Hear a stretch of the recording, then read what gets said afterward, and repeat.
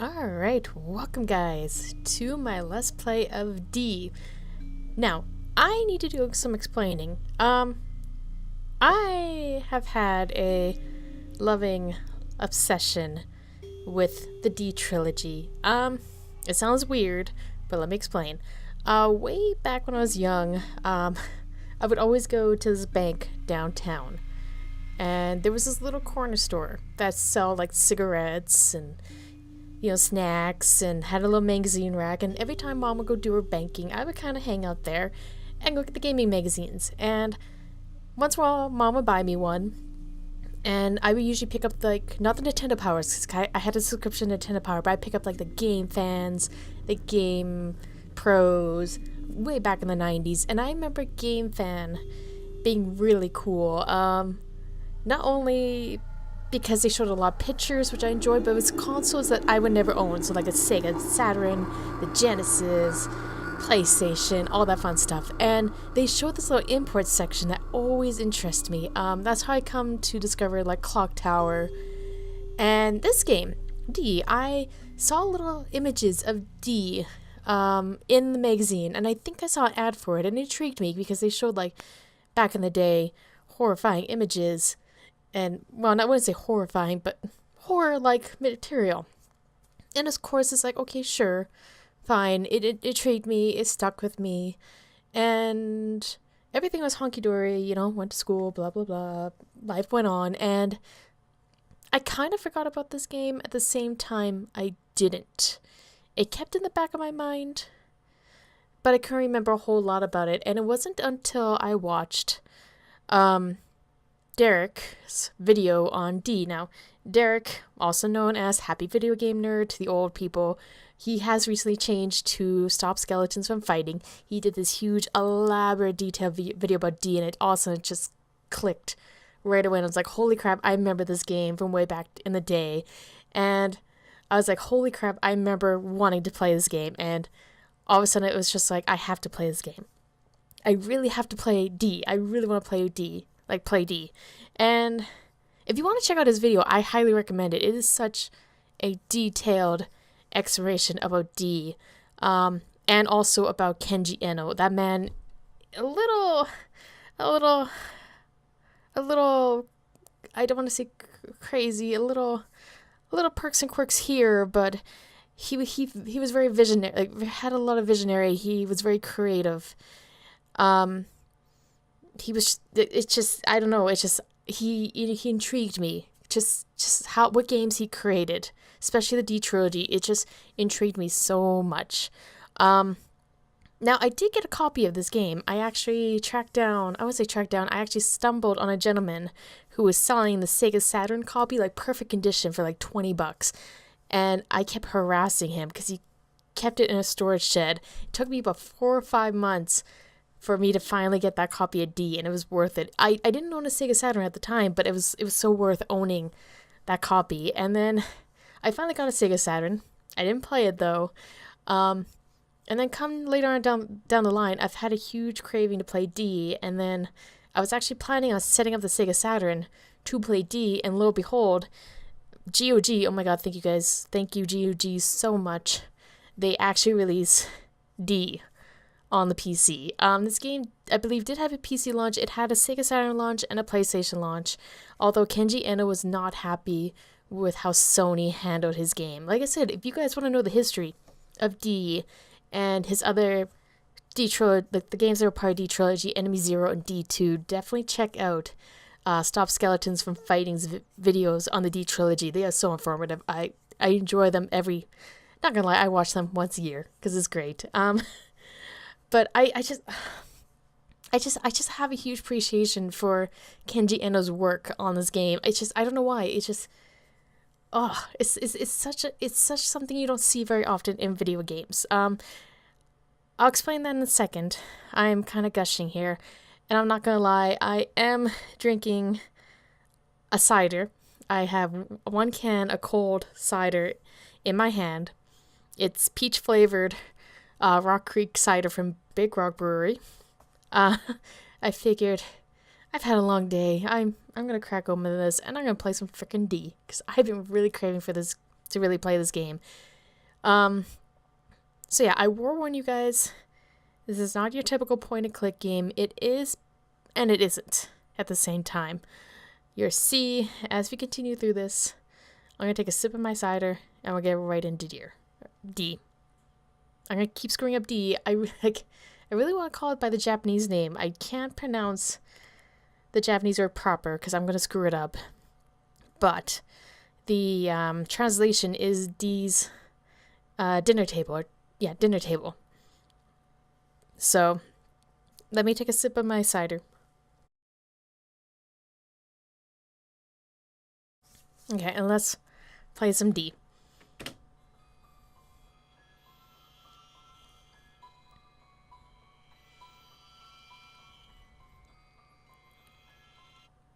And of course, we have seen the intro already. They showed this earlier. So I guess I could explain a little bit what I was talking about, why I'm so fascinated with this game. The biggest thing with Kenji Eno's D trilogy is that he was big on the virtual actress. So, for example, we are introduced to Laura Hughes in this game. That is our main heroine. That's who we're playing. She makes an appearance in Enemy Zero. Once again, she plays the main role of the heroine, and once again, she makes an appearance in D2. She's just known as Laura. Her last name gets changed every time. But Kenji Eno had this thing for having a virtual actress in this series. So yeah, every time you would play a D or D2, you would see Laura always in the game. But if you, we won't, I don't know if we'll get to Enemy Zero or D2, but you'll notice in Enemy Zero and D2, a lot of the characters that were in Enemy Zero actually make a appearance in D2 as different characters, once again, the virtual actors. And I adore that. It's a really unique take. So we get to see how this all started. And of course, we're going to a hospital because her father has gone insane and is murdering people.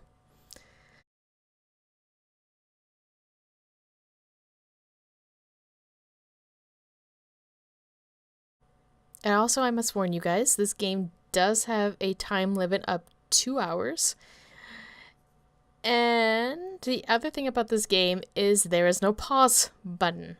There is no pause feature at all. You are basically supposed to sit down like a movie and just watch the entirety or play right through it. So yeah, hence the warning that this game's a little different from your norm. Of course, this intro is stupid long. Can I skip this? No, I can't. Okay. No, I can't. I tried. It's also giving a lot of hints out. Like, stupid, a lot of hints. I'm very baffled by this.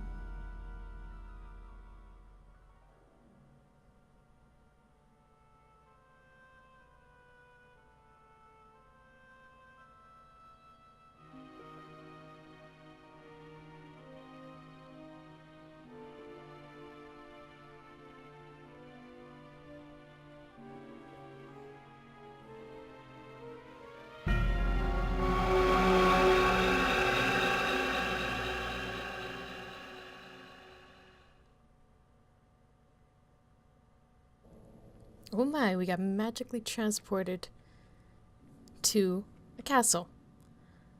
Now what is this? It's really unique. So yeah, I forewarn you guys at a couple points. Well, let's see if we can exit. Let's see if we can get the fuck out of here. Let's try.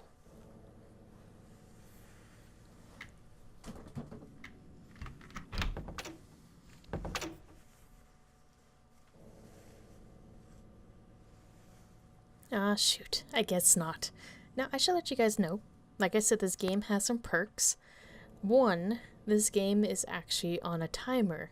If I remember correct, it is 2 hours to complete this game or it's game over. The other thing, there is no pause option. Basically, it's like sitting down at a movie theater and watching the whole cinematic adventure. Hence why it's a little different. And of course, we're introduced to our main heroine, Laura, who is the father of the gentleman that just went crazy. Now, Kenji Eno also had a unique interest with the virtual actress Laura.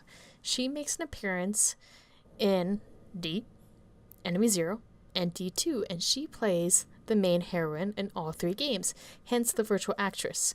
Kenji Eno kind of wanted to create this personality of having a virtual actress or actors play a role in each different game, or just kind of have that whole virtual actors. Really unique and interesting take on the video game aesthetic. But we're gonna look around. We see this nice fancy dinner table. So let's take a look at that. And of course, the bowl of water. Nothing's in there, but we know from the video, I think we have to dip some water in that. So let's see what we can do here. Like I said, we got like 2 hours to beat this game. Laura. Laura. Laura. Laura. This is your father.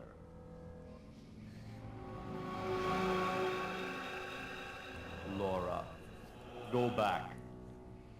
You must not cross over to this side. This is another world born of my own mind. Laura, go back. Come further and your world will be closed off from you. Laura, I'm...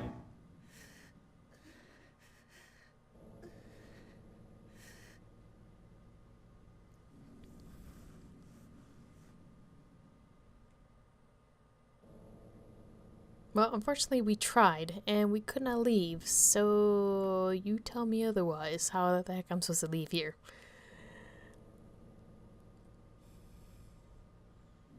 So let's see, I don't want to leave that way. I want to check this point of view. We're going to see if there's another thing I could do on this side. Nope, it doesn't seem like it. Okay. So I just have to turn around and pick one of the doors, either left or right. Let's just go back to the right.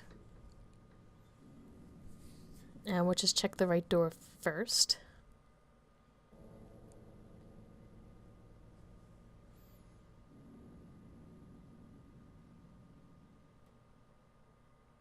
So, let's see. I can check that. I believe if I go this way... Yeah, it would just take me over there. There's a staircase there. Good to know. But right now, let's check this door. Let's see if we can open it.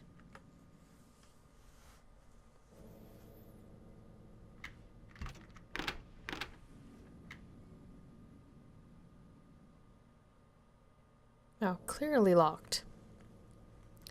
Can we check our inventory? What? How do we check one's inventory? Z, X, A, Q, B, Shift. That's one thing I did not check, is the instruction manual of how one checks inventory. Does Laura even have an inventory? That is the question. That's what happens when you play a game blind. Let me try I. I. So we have a clock. The clock tells us what time we're at. If I remember correct, I want to see if the clock hits... I don't think midnight. I think it's 3. The game's over. Let's check this out. Can we? Okay, we can. What is this?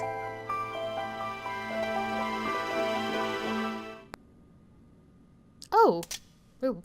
Oh, I think that was our hint system. Let's not use that again. We're going in this blind. We don't want to use the hint system.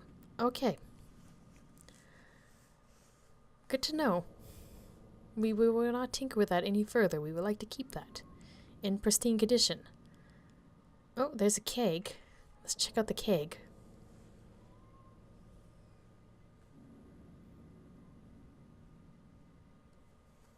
So what is so special about this keg? Nothing. But based on the intro, it looks like it's missing his nozzle. I'm gonna say based on the intro, she's staring at that... Oh my. There's spikes. Let's leave. I don't want to deal with those right now. Oh! We didn't see that before.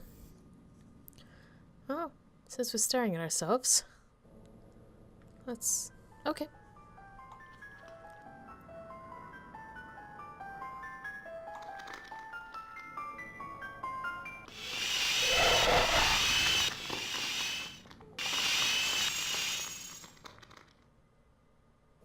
So do we check it again? I guess not. I guess it was just there to be all Spookfetti-like.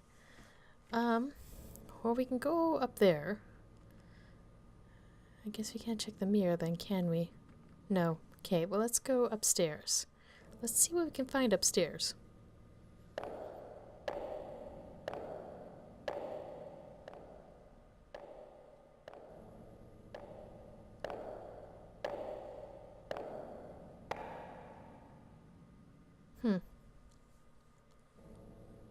We have 2 doors. So let's check the one on our right first.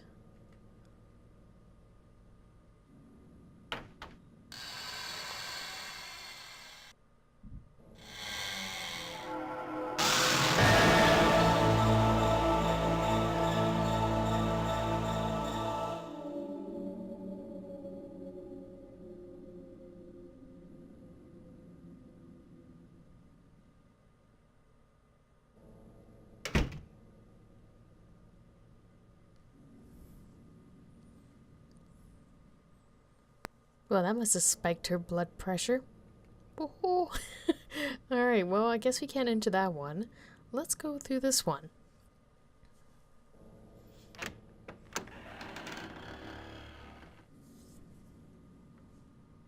Oh, look, there's that drawer we saw earlier. We were given a hint to check that out purely by accident. So let's check these out.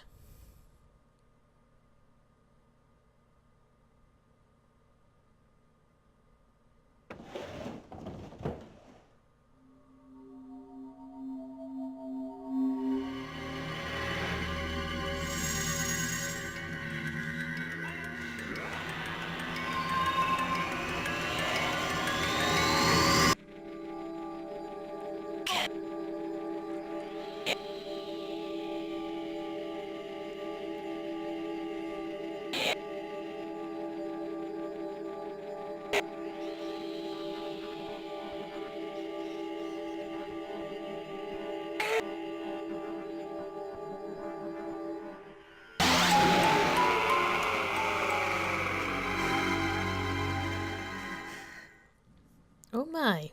Can we look further into those though? We got like 4 shelves. So let's see what... Okay.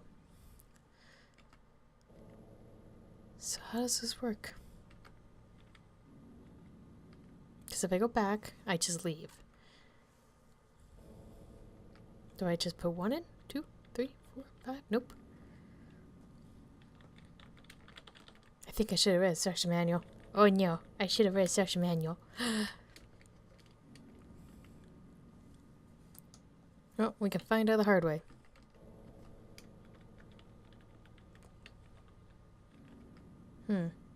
Unless we need a key to open the rest.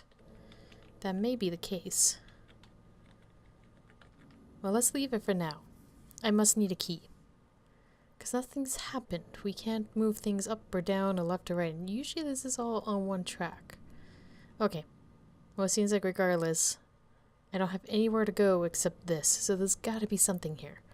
I can't pause. So let me quickly check the instruction manual. Kind of embarrassing, but give me a second here. Alright guys, I am back. So, looking at the instruction manual, I need to hit space. So let's try looking at this closer. There we go. Ho ho ho ho ho ho ho ho. Okay. So we figured that one out. Let's try again. So, let's try number 1. What a quickie dink. Yeah, I know it's paper. Nothing exhilarating. But I know what to do with it since, you know, the intro showed us Laura dipping it in water. Let's check number 2. Nothing. Okay. Number 3. Looks like ink stains. Number 4.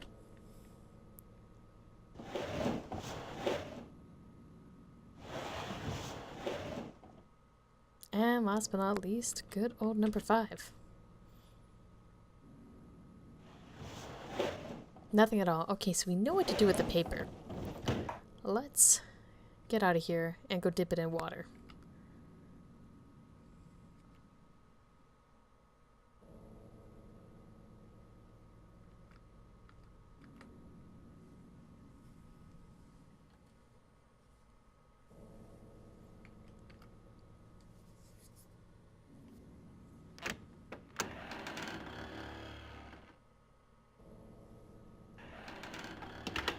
Okay, so let's head down below.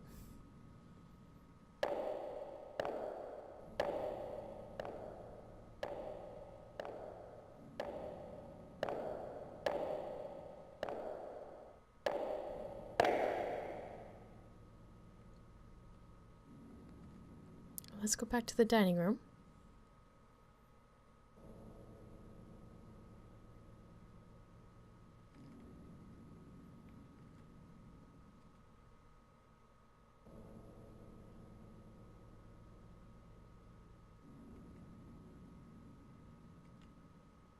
And let's access the inventory and use the paper.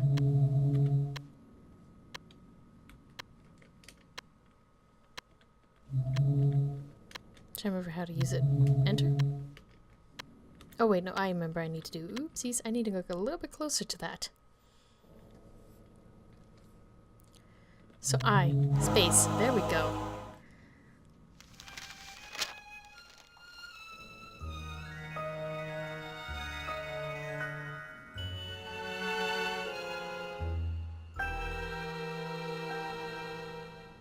Huh.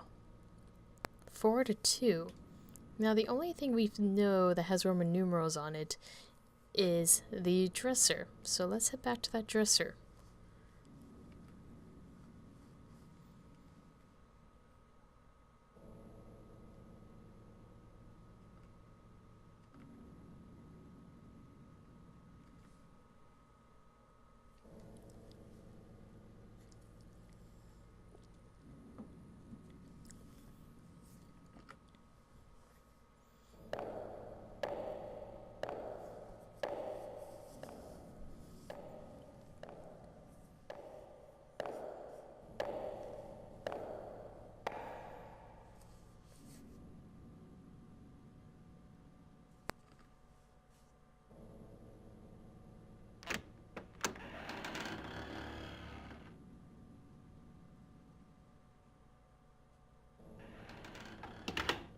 All right.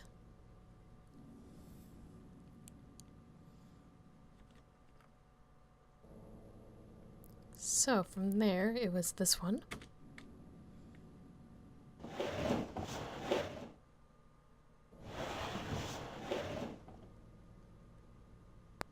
And number 2.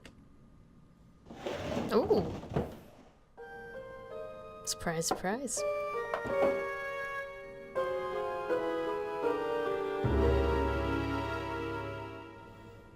Well, we know a wine keg that needs a crank. Or two.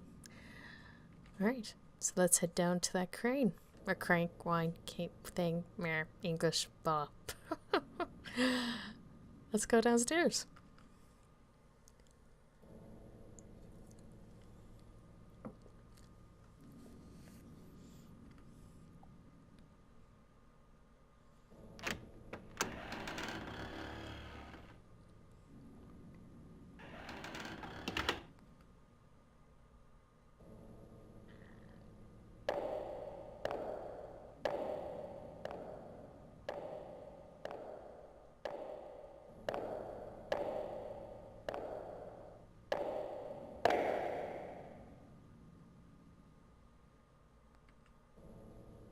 Alright, let's see what's so special about this wine keg.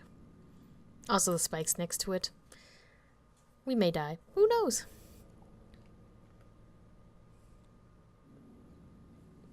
But at least we have good wine.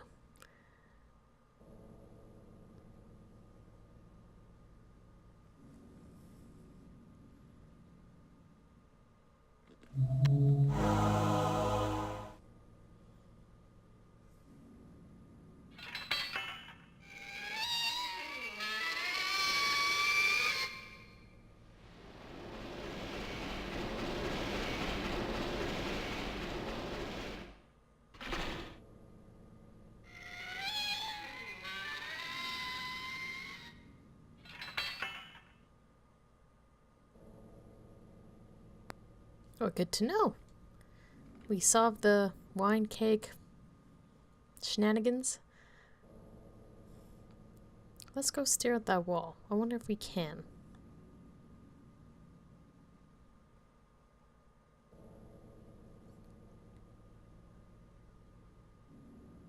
Doesn't look like we can. Or can we? Nope, she just does the flip around. Okay. Well, let's go downstairs in this mansion of chaos.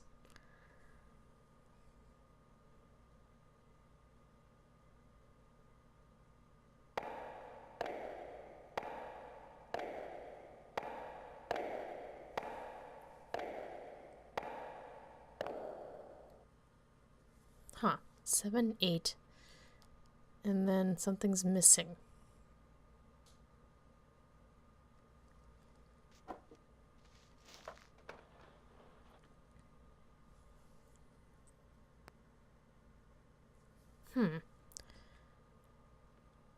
Looks like we're missing something here. Looks like something to insert into, but I don't know where. Huh. Whoop. You know what, guys? I'm going to end the episode here. Thank you guys so much for watching. Hopefully you enjoyed this first episode of D. As usual, do let me know. Like, comment, subscribe, check out my other Let's Plays as well. And with that, you guys have a good day, and I'll see you in the next episode. Bye.